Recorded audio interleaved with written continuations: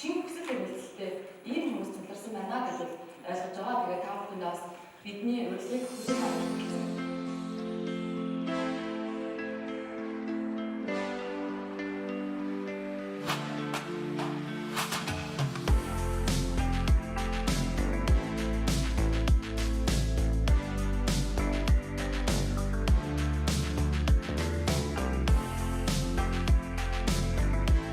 Энэ удаагийн сургалтаар бол одоо угийн бичигт сурах сонирхолтой, сурах хэрэгцээтэй, сурахыг хүсэж байгаа.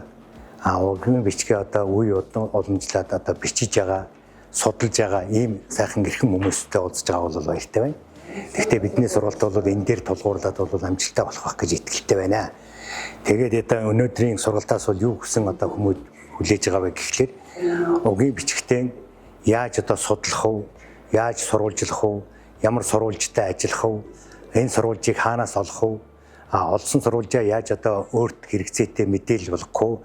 Мэдээлэл яаж боловсруулах вэ гэдэг талаар бол аргачлсан одоо зөвлөмжийг өгч байна. Нөгөө талаар бол ургийн бичгийн хүснэгт гэсэн ийм одоо тайлбарыг бол хийж байгаа. Хүмүүс бол одоо тийм өөрт байсан ургийн намтран, ургийн түүхэн, ургийн шаштран, ургийн сурвалжаан зүгээр өнөөдөр бүтээж байгаа биш. Эргээд бол хэдэн жилийн дараа, хэдэн үеийн дараа, хэдэн одоо он цагийн дараа бол энийг эргүүлээд хэрэглэгдэхүүн болгоно. Хэрэглэгдэхүүн болгоход тэр одоо сурвалж материал, судалгааны материалууд илэрхийлж бүтээсэн одоо тэр нэг хэрэглэгдэхүүн нь бол эргээд ураг удамд нь, элгэн саданд нь, төрөл төрөсөд нь хэрэг болно гэдгийг бол хүмүүс бол нэлээд тийм одоо ойлгож байна. Монгол улсын хэмжээнд дээр энэ угийн бичиг ураг удмаа мэдих асуудал бол нэлээд хосрогдоод байгаа юм ажил байгаа юм.